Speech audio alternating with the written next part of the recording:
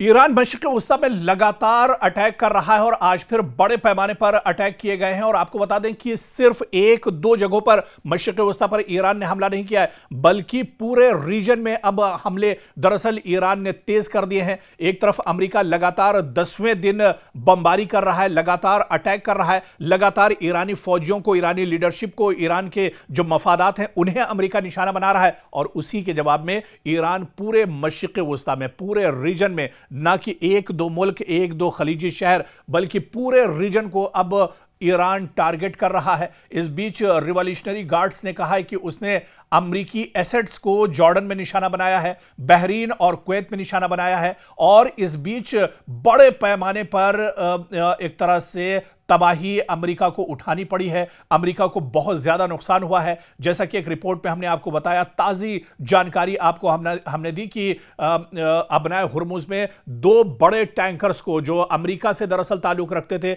उन टैंकर्स को ईरान ने तबाह कर दिया है। और ये जो रास्ता है वो दरअसल ईरान ने कहा है कि अमेरिका और उसके इत्तेहादियों के लिए अब एक तरह से अबनाए हुर्मुज में ही उसकी कब्र खोद देंगे। और अब देखिए कि अबनाए हुर्मुज में आईआरजीसी ने खुद यह दावा किया है, उसने यह बयान दिया है कि अमेरिका के दो टैंकर्स को यहां पर तबाह कर दिया है।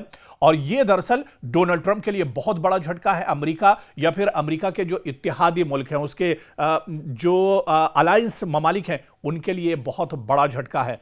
आपको याद होगा जब पहली बार जंग शुरू हुई थी, इजराइल अमेरिका ने एक साथ ईरान पर हमला किया था और उसके बाद ईरान ने अबनाए हुर्मुज में पूरी तरह से नाकाबंदी कर दी थी। आप देखिए कि सिर्फ पूरी दुनिया में, आप देखिए अमेरिका समेत पूरी दुनिया में हाहाकार मच गया था। गैस और पेट्रोल की किल्लत एक तरह से हो गई थी। और अब एक बार फिर खतरे के बादल मंडला रहे हैं, क्योंकि एक बार फिर अबनाए हुर्मुज पर ईरान ने ताला लगा दिया है। ईरान अब यहां से, ईरान की इजाजत के बगैर कोई भी टैंकर्स अब यहां से गुजर नहीं सकता है। और इसके अलावा जो दूसरे जराए हैं खलीजी ममालिक में या मशरिक़ वस्ता में, जहां से गैस और ऑयल, पेट्रोलियम या डीजल वहां से आता है, अब वहां पर भी ईरान ने हमले तेज कर दिए हैं। चाहे जॉर्डन की बात की जाए, बहरीन की बात की जाए, कुवैत की बात की जाए, अबू धाबी की बात की जाए, यूएई की बात की जाए, सऊदी की बात की जाए, अब कोई इलाका दरअसल, कोई खित्ता इस रीजन में दरअसल महफूज नहीं है। और ईरान ने यही कहा था अभी हालिया दिनों,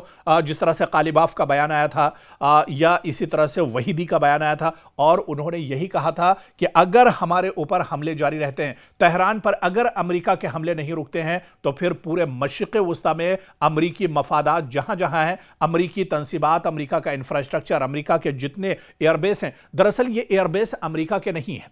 हम जिस तरह से कहते हैं कि अमेरिका के एयरबेस, दरअसल इस पर अमेरिका ने अपना तसल्लुत जमा रखा है। सऊदी दरअसल जो अरब ममालिक हैं वो अमेरिका के पिट्ठू हैं, अमेरिका के गुलाम हैं और उसके ही इशारे पर काम करते हैं। इस वजह से गल्फ के ममालिक ने और खलीजी ममालिक ने अपने इन एयरपोर्ट्स को अमेरिका को एक तरह से दिया हुआ है। अमेरिका यहां से अपनी नाजायज जो हरकतें हैं उनको एक तरह से पूरा करता है, नापाक हरकतों को एक तरह से पूरा करता है। और मशरिक़ वस्ता में चाहे ईरान की बात की जाए, चाहे शाम की बात की जाए, चाहे लेबनान की बात की जाए या फिर गजा की बात की जाए, इस तरह के ममालिक पर ये हमले करते हैं और मासूमों का खून बहाने के लिए इन एयरबेस का इस्तेमाल करते हैं। और ईरान को यह पता है कि अमेरिका की अगर कमर मशरिक़ वस्ता में तोड़नी है, तो फिर एक तरह से मशरिक़ वस्ता में जहां जहां अमेरिका के एयरबेस हैं, चाहे इराक की बात करें, चाहे दूसरे जो खलीजी ममालिक हैं जहां बड़े एयरबेस हैं, चाहे कतर की बात करें, इन एयरबेस को अगर पूरी तरह से नेस्त नाबूद ईरान कर देता है, तो ईरान को पता है कि अमेरिका की